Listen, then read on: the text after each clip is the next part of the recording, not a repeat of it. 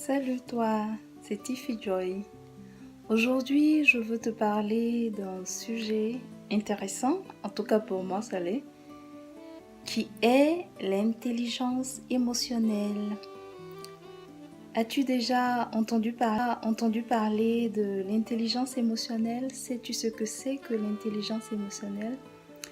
Eh bien, si c'est le cas, c'est tant mieux, parce que tu pourras revérifier tes connaissances ou même tu pourras me laisser en commentaire des informations qui vont être un plus pour moi. Si c'est pas le cas aussi, ben, c'est tant mieux aussi puisque la vidéo est faite aussi pour toi. Alors reste, regarde-la jusqu'au bout et c'est sûr que tu vas apprendre quelque chose de nouveau.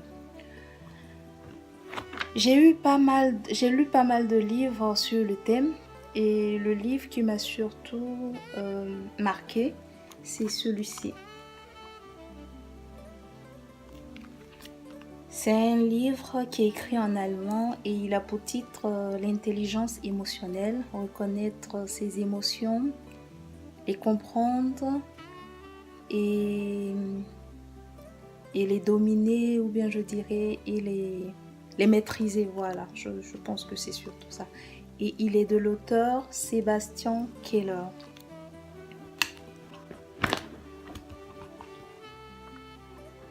Pourquoi est-ce que je viens te parler de ce sujet aujourd'hui? Bon, parce que moi, c'est un sujet que je trouve très intéressant et qui a de l'impact dans notre société d'aujourd'hui. Et je trouve que j'ai un déficit au niveau de l'intelligence émotionnelle, puisque j'ai eu à faire mon test. Et comme je le pensais, il s'est avéré négatif, ce qui veut dire que mon intelligence émotionnelle est toute petite comme ça. Et maintenant, j'ai pris la décision de travailler là-dessus, d'améliorer mon intelligence émotionnelle. Pour toi qui ne sais pas, après avoir entendu tout ce que je vais t'apporter comme information là-dessus, tu pourras toi-même aussi voir quel est ton niveau d'intelligence émotionnelle. Si tu n'as pas trouvé de méthode, tu peux me demander, je vais t'envoyer des textes qui te permettront de déterminer ton intelligence émotionnelle. Ok, maintenant on va commencer avec le sujet. Qu'est-ce que c'est que l'intelligence émotionnelle? Moi je peux dire que l'intelligence émotionnelle, c'est la capacité de reconnaître ses émotions, leurs éléments déclencheurs et les comportements qui en découlent, et de pouvoir en tirer le meilleur de tout ça. Au sens élargi, c'est aussi reconnaître les émotions des autres, leurs comportements liés à ces émotions et pouvoir gérer leurs émotions et les émotions qu'ils suscitent en nous au travers de les émotions.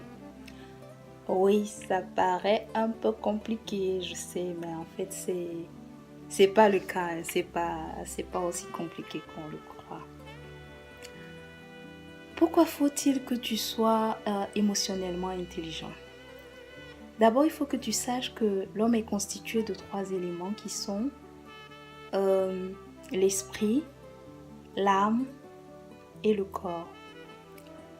L'âme est la partie qui regorge les émotions, les sentiments,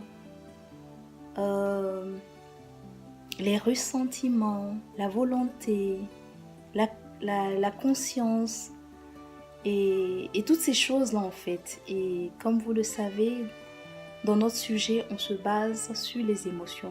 Notre repère, ce sont les émotions.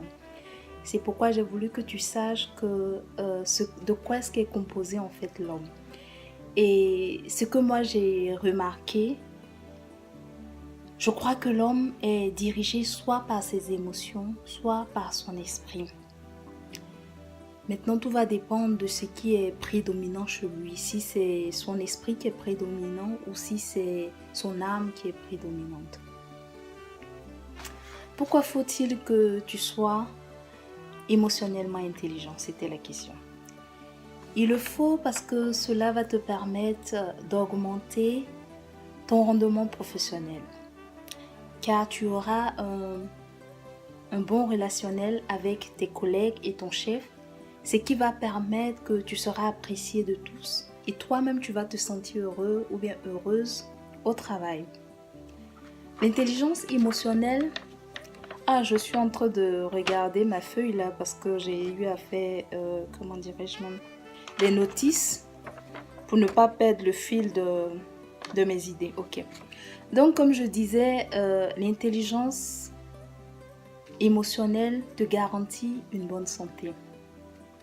Parce que vu que tu auras appris à gérer tes émotions, tu ne seras plus alors, comment dirais-je, sous le poids du stress.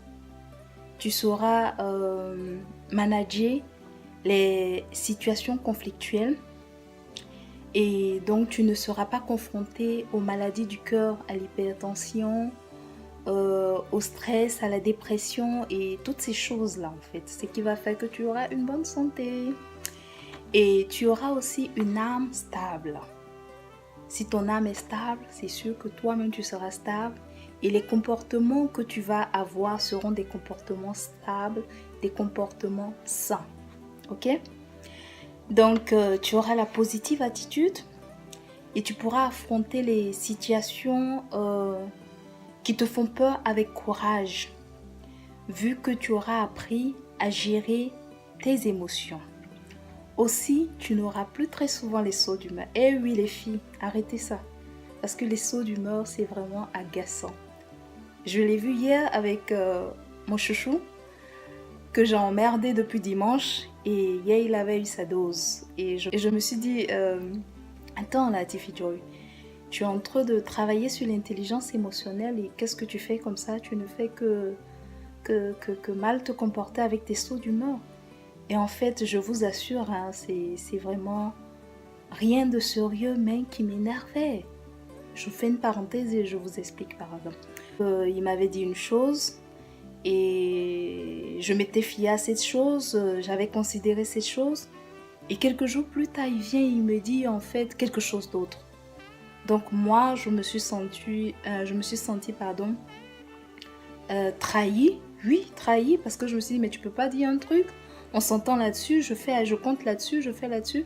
Et toi, tu viens, tu me dis autre chose. Mais en fait, après réflexion et après avoir mis l'exercice de l'intelligence émotionnelle en marche, je me suis rendu compte que quelqu'un peut dire quelque chose et après dire une autre chose. Si après, comment dirais-je, mais il a eu à reconsidérer, les facteurs qui l'avaient emmené à dire telle chose, ou bien si les conditions qu'il avait envisagées n'étaient plus aussi agréables, il peut arriver que quelqu'un change d'avis. C'est pas pour autant qu'on doit lui faire la gueule tout le temps. Et ça, c'était mon cas, vous voyez. Et grâce à l'intelligence émotionnelle, je peux me rendre compte que non, ça suffit. Là, si tu arrêtes, tu fais maintenant la vilaine et tu te comportes bien maintenant. Donc, je referme la parenthèse. Ok. Donc, comme je disais, tu auras une âme stable. Tu auras la positive attitude et tu pourras affronter les situations qui te faisaient peur avec courage, vu que maintenant tu es en mesure de gérer tes émotions. Et aussi, tu n'auras plus très souvent la saut d'humeur. Cela vous permettra d'être une bonne compagnie pour vous-même d'abord et ensuite pour les autres. Parce que quand on a les sauts d'humeur, quand on se sent mal, quand l'âme se sent mal, on se fait du mal à soi-même. On est d'une mauvaise compagnie pour soi-même. Ça arrive que des fois des gens disent « Oh, j'en ai marre de tout ». En fait, c'est parce que tu en as marre de toi. C'est pas que tu en as marre de tout, mais tu en as marre de toi. Donc pose-toi, essaie d'identifier ces émotions-là qui t'ont emmené à avoir marre de toi. Apprends à les gérer et utilise-les, comment dirais-je même, pour quelque chose de meilleur au lieu de te servir de ça pour te détruire et pour détruire aussi les autres autour de toi. Donc, je vais finir pour dire que l'intelligence émotionnelle te permettra d'avoir des relations saines, sincères et fiables. Si tu veux savoir un peu plus, alors je t'invite à regarder la prochaine vidéo. Je te dirai comment faire pour augmenter ton intelligence émotionnelle. J'espère que tu as apprécié déjà l'avant-goût de l'intelligence émotionnelle que j'ai eu à t'apporter. Et tu peux aussi aller chercher sur ce thème ou bien faire tes recherches aussi. Et voir si ce que je t'ai dit n'est pas suffisant, alors tu peux compléter. Et tu peux moi aussi, comme j'avais déjà dit, compléter ce que j'ai eu à dire ou bien compléter mes connaissances. J'espère que cette semaine, oui, cette semaine, je te prie, apprends à gérer tes émotions et arrête d'avoir les sauts d'humeur. Arrête de jouer celle qui casse l'ambiance, celle qui a la mine renfrognée, celle qui n'a envie de rien. La vie est trop courte, je te le dis. Alors sois heureuse. Utilise chaque moment de ta vie pour être heureuse si tu le peux. C'est vrai que c'est difficile, mais rappelle-toi que la vie est courte. Tu as serré ton visage, tu es fâché, tu en as marre. Mais tu peux aussi mourir comme ça, hein? Ah oui, tu peux ne plus te réveiller demain. Donc arrête ça vraiment. Même s'il arrivait que tu meurs, aie au moins cette conscience-là que tu es heureux, vraiment. Et si tu es mort, basta. Mais faut pas mourir. Et puis bon, on ne sait pas ce qui se passe après la mort. En tout cas, moi, je ne sais pas. Mais ne sois pas là. Et puis bon, s'il arrivait que tu meurs, que tu aies des regrets. Non, ça, c'est pas bon. Et pour vraiment ne pas arriver à ce genre de choses, travaille sur ton intelligence émotionnelle. Alors, je te dis, porte-toi bien. À la prochaine. Et je te fais plein de bisous.